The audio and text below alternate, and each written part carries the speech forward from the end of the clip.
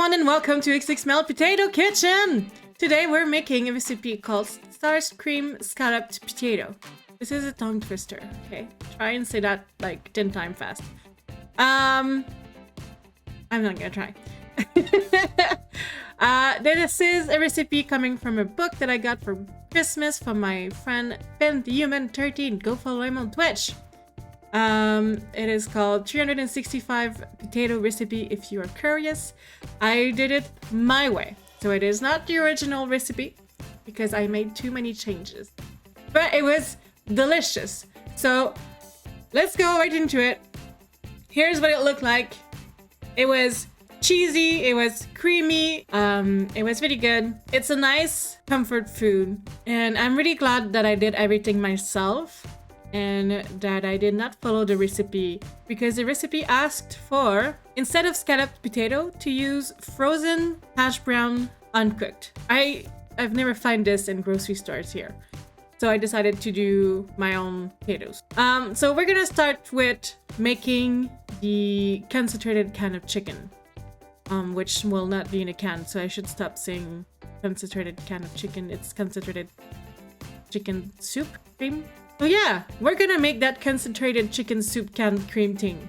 So first thing you need to do is build up a roux by starting by melting some butter. Once the butter is melted, so here I have like half a cup of butter and a quarter cup of flour. So I use half the amount of flour than the amount of butter, so that it is thick, but it's still a little bit liquidy, so the flour can absorb all the butter. Once it is all incorporated, you need to keep whisking until it starts to foam. So once you see, like here, it's foaming, you had the chicken stock. So here's some of my homemade chicken stock that I did. Link in the description how to make it. You keep whisking until it thickens. Once it's thickened, you add the milk of your choice, and of course, you make a mess. Then you add the seasoning. I added onion powder, celery salt, and that was the ingredient that was in the recipe for this chicken concentrated soup, and I thought it was a little bit bland. So I added some garlic powder, some salt, and some pepper. Then it was ready. It was tasting good. So you put that into a container. Once it is all into the container, you let it cool down. You can put it into the fridge for a few days if you don't use it yet.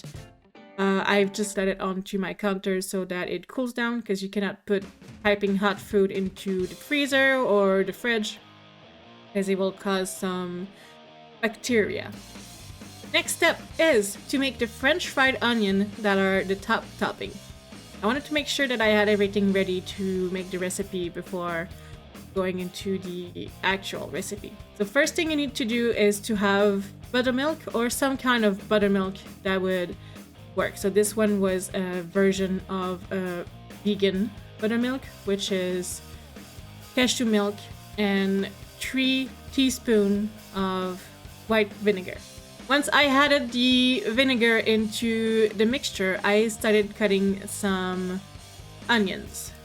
To cut the onion, I did half of it in halves and the other half in hole.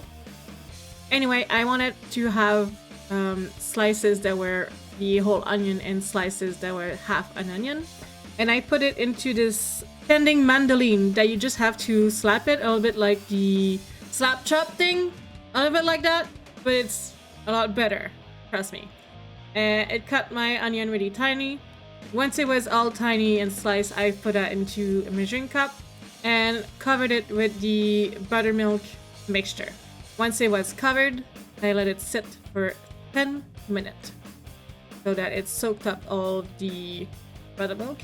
I don't know what it does, but people do that with chicken as well, so I guess it makes it taste good. I'll have to research later, you know what it does.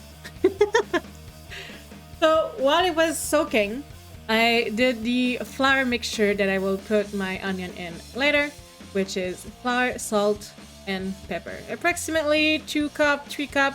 It's the amount that you like you'll see the amount that you need approximately depending on the amount of onion that you do. And when the 10-minute was done, I strained the onion and I put it into the flour. To strain it, I simply used a spoon. I could have used a spoon with holes in them, but I don't have one. So I've used a regular spoon and the side of the container to remove as much of the buttermilk mixture, and I just dumped it into the flour. As simple as that. Once that was done, I just closed the lid and shake, shake, shake until everything was well coated. Once I was satisfied with the amount of flour that was on all of the onion, I used this strainer thing to try and remove as much flour as possible. I did not think this through properly. There was a lot of trial and error during this recipe, but everything worked out well at the end, so that's what is important. So remove as much flour as possible before cooking them, because you don't want to put too much flour into the oil, otherwise the oil will just be unusable.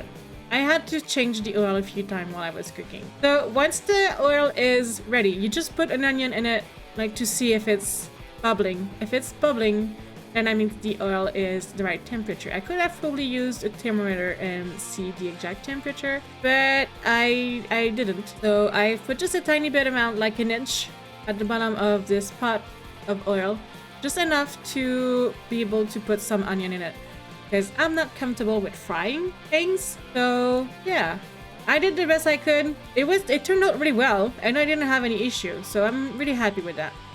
So I cooked them until they started to turn slightly brown, because as soon as they start to turn slightly brown, they are ready, because they will keep cooking once they are out of the oil. So I put them into a container that is lined with some... They recommend a paper towel so you can just toss it, but I don't have paper towel because I think it's a waste. So I used regular dishcloth that I have put into a container to absorb the excess oil, and it worked pretty well. Once you're done with all of the onions, you put them into a bowl and you put them on the side so that they cool down. And here we go. They're ready. Next step is to cut the potato. So I had too much potato for this recipe since they were asking for hash brown, like frozen hash brown uncooked, and I couldn't find any. And I figured scalloped potatoes should be done with slices of potato. And I had too many potato. So here you can see I have 10 potatoes. So I would say to do like between 5 or 8 depending on the amount that you want. So if you have really big potato, I would do 5. And if you have regular potato, I would do 8. So I put them into this slicer thing, as you can see again, and it worked really well.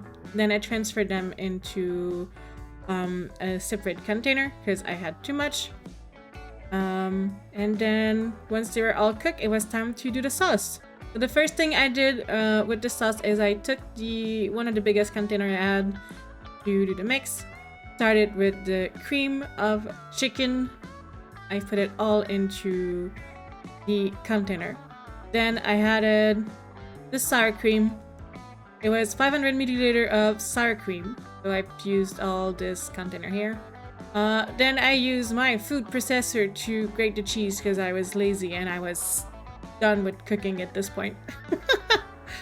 That's approximately 2 to 3 cups of cheese. And I added some parmesan as well to have even more cheese because we like cheese here. Then the recipe asked for half a cup of melted butter, which I mixed everything. I added the seasoning, some salt, some pepper.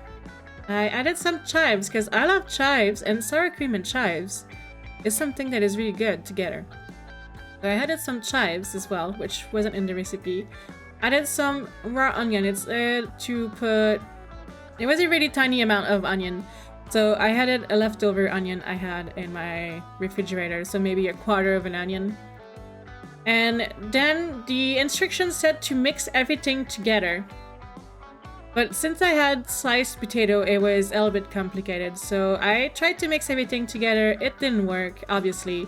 So I started doing layers of potatoes and potato with the mix and more sauce, and until my container was full. So I had the equivalent of maybe 1 or 2 potato left on the side, as you can see. And then it was ready to go into the oven. I don't remember the temperature, but it was probably around 350 Fahrenheit. Most of the recipe, it's that. And it was for a good hour. I'll put the recipe on my website tomorrow, so everything will be good. You'll be able to go there and have all of the instruction detailed and everything. And once the potatoes are almost ready, you remove them from the oven, you add the French fried onion on top, and you put it back into the oven for 10 minutes. So that's what it looked like at the end. I put that as a side with some grilled veggies here and a quiche that Luigi was eating that week. And he thought it was really good. He didn't like the French fried onion by themselves, but with the meal and the potato and the sauce and the cheese, it was really good. So this made 6 portions of accompaniment for a side meal, and it was really yummy. It was really good. So I hope you guys enjoyed this recipe. I may have not given the most clear instruction ever, but it's the best I can do right now watching this video like this. The recipe will be, like I said, on my website. I hope you guys enjoyed it, and I hope you guys try it one day. It is really good. I recommend it. Follow me everywhere. The links are down below. I put some links at the top corner for how to make chicken stock. Go watch it. And if you want to know how to make roasted veggies, I think I have a video with that already too that you can go and see. From my tofu recipe, I think. So yeah, that's the recipe for today. I hope you guys enjoyed it, and I'll see you guys next week for another video. And I'll see you on Twitch on Friday and one Monday every 2 weeks. See you guys. Bye bye.